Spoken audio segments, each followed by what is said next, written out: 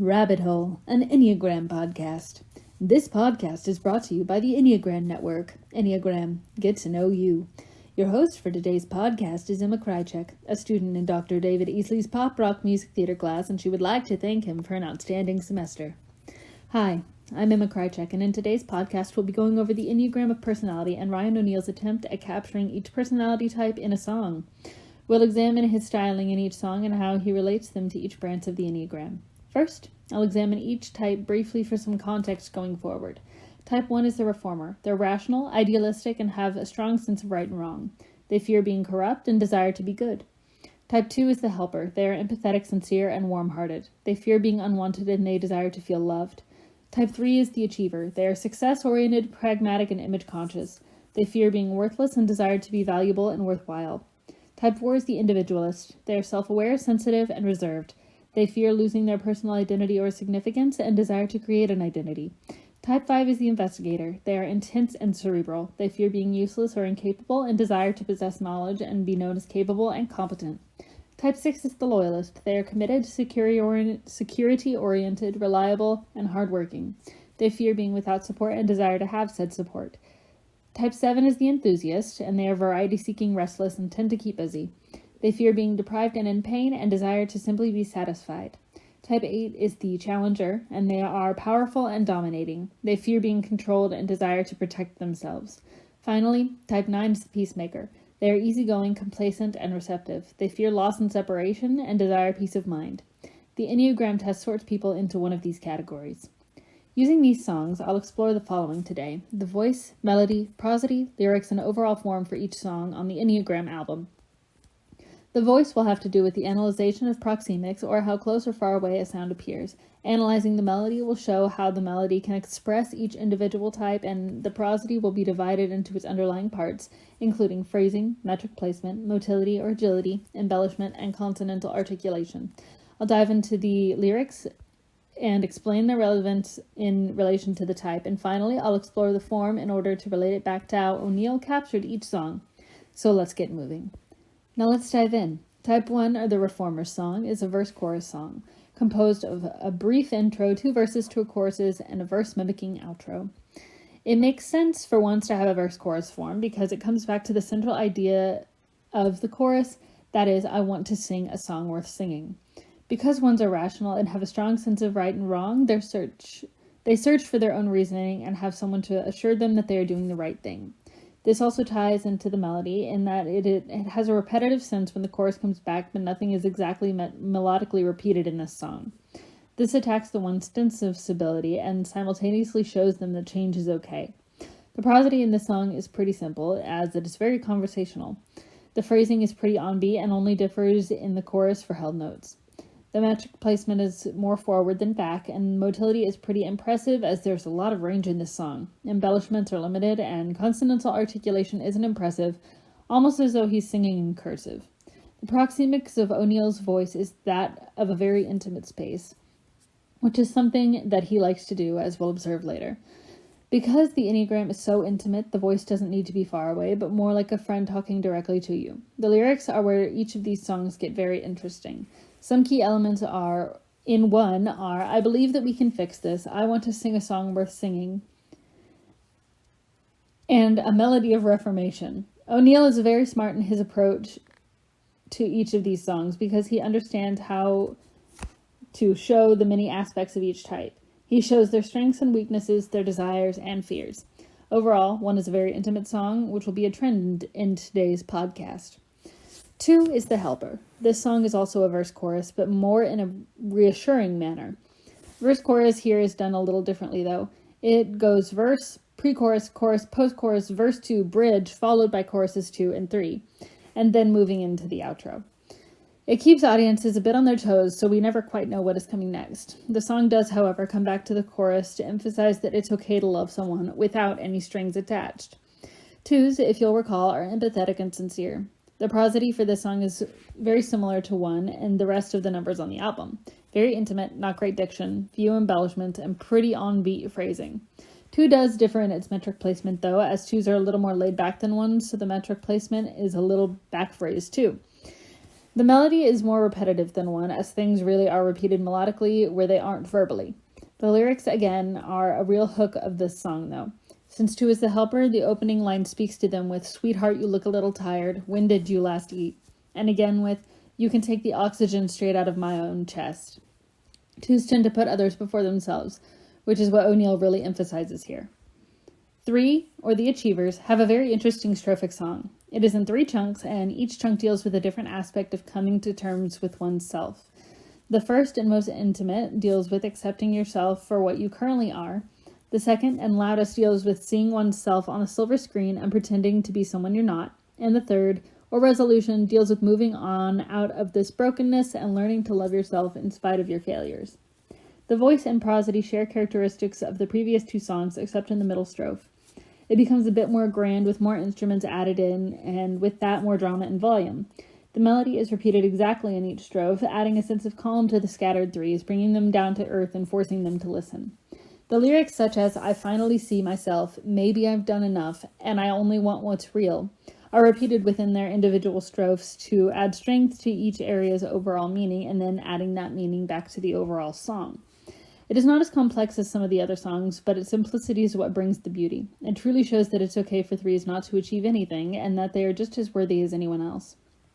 4s, or the Individualists, have a very unique song in that it's AABA form, but there are 2 different types of main strophes, almost an ABBCB form, but that isn't real, right? I think that O'Neill knew that he couldn't follow conventional terms for the Individualists. This song, again, shares the intimacy of the other songs, except in the 1B section, "Bodies fashioned out of dirt and dust, for a moment we get to be glorious." He emphasizes it in a heavier way than the other parts of the song, amping up the volume and changing up the melody. The voice flies back a little bit and seems more godlike. This is also the only song thus far with a key change.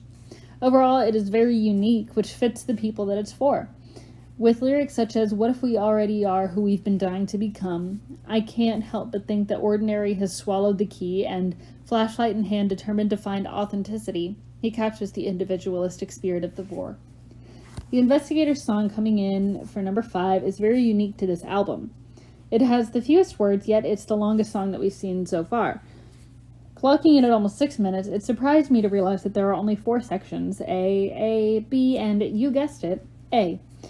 It starts, though, with an intro over 2 minutes and ends with an almost minute of outro. The intro is very investigatory to me because it shows new sounds that seem mechanical.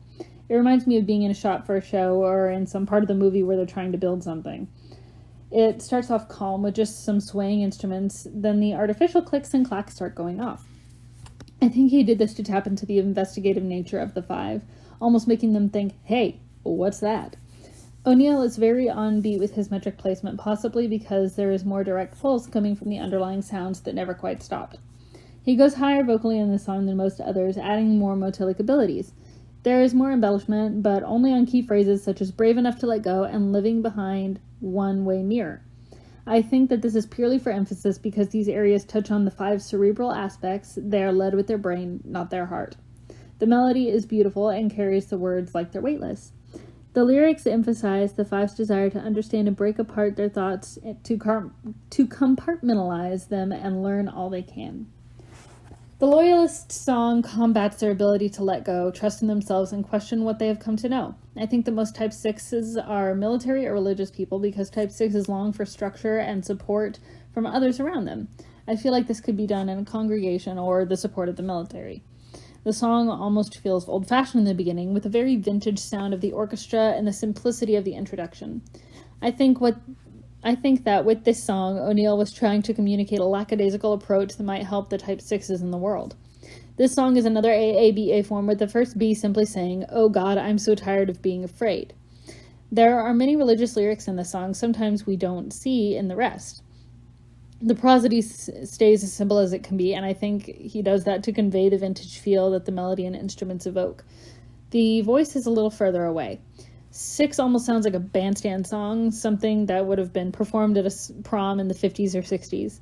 The lyrics such as "The angels let go" and "I was made to become a sanctuary" or "I'll learn to breathe deep and make peace with the stars" show this more rigid and committed side to the 6 and give them a solution to let go and relinquish control. 7th song is much happier than the previous. It starts with a simple guitar part that is very simple and happy. It's a verse-chorus form, and the choruses are simple one-liners with some musical backing. I'm restless and I'm hungry appear repeatedly and show the restless spirit of the 7. The proxemics of the song sound, to put in easy terms, like a guy playing this around a campfire. It has intimate, but not so much that it doesn't leave room for the mind to wander. The melody is up-tempo and quick, keeping with the busy 7 mind, and moving them from one idea to another quick enough to where they don't lose interest. The second half of the song calls for the 7s to ground themselves, though. It shows them that being steady and staying in one place can be beautiful. The song then brings them from when everything feels heavy, I've learned to travel light, to I want to be here, truly be here, to watch the ones I love bloom in a matter of 3 minutes, giving 7s a lot to reflect on and giving them hope to hold on to. 8 starts with no introduction and gets to the nitty-gritty right off the bat. It attacks the ear of the listener, which goes right along with the personality of the challenger, which is powerful and dominating. The song immediately dominates your thoughts, drawing you in. From this song, 8 seems to be damaged by their own standards. The first 30 seconds introduce the idea that 8 see their past selves as a kid who grew up strong enough to pick this armor up, because they're always guarding their inner self. Someone hurt them, and they won't let it happen again. They want to trust, to lay their sword down, but don't know how. This song almost seems more intimate than any other because it opens up 8s in a way that they don't know how to do for themselves. It is strictly tied to the beat to provide the structure that 8s are used to, and the phrasing is strict as well. He has better diction in this song too, adding to the rigid nature of the piece. The lyrics for this song are so painful, with lines like, I am strong enough to let you in, now I am a broken mirror, and I want to break these bones till they're better, show a truly broken person trying to heal. And folks, looks like we made it to 9. The Peacemaker is a great way to end this exploration of Enneagram. This song, like 8, has no introduction. However, unlike 8, it is very calming. The song is closer than most because it seems like the orchestra is very distant, but the vocals are right up next to you. It is a strophic song with each section taking 9s on a journey of self, much like 3. The melody is primarily unsupported, as there are a lot of blank in the instrumentation. There is rarely more than 1 or 2 instruments playing for bars at a time. The added few instruments in the heavier sections add strength to the underlying message that we were born to try. 9 seems like a mix of 2 and 8, broken but hell-bent on helping others.